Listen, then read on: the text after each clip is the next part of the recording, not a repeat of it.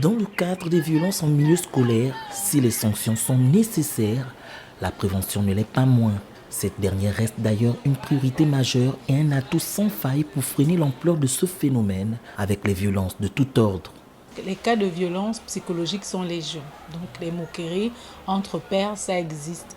Mais même dans ce cadre, nous les sensibilisons pour dire que tous les êtres humains ne sont pas tous formés de la même manière. Donc chacun a son moule. Certains chefs d'établissement entreprennent déjà des sensibilisations multiformes en vue d'interpeller les élèves malencontreux à respecter scrupuleusement le règlement intérieur pour ne pas tomber sous le coup des sanctions.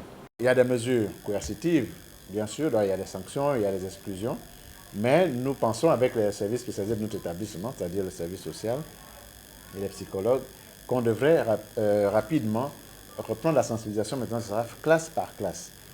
Cela nous permet d'avoir la même information, donc que tous les élèves soient au même niveau d'information. Les parents d'élèves ne sont pas moins responsables dans l'éducation de leurs enfants.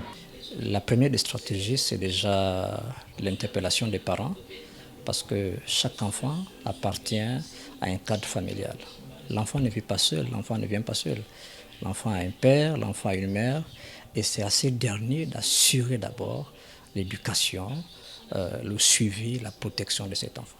Un enfant qui évolue dans un environnement familial positif sera influençable très difficilement. Pour cette année académique 2024-2025, le ministère gabonais de l'Éducation nationale a durci le ton en ce qui concerne les violences en milieu scolaire au Gabon. Désormais, tout élève coupable de violence sera simplement suspendu durant 1 à 3 ans et les élèves surpris avec une arme sans motif légitime seront punis de 3 ans de prison ferme et d'une amende de 10 millions de francs CFA ou plus.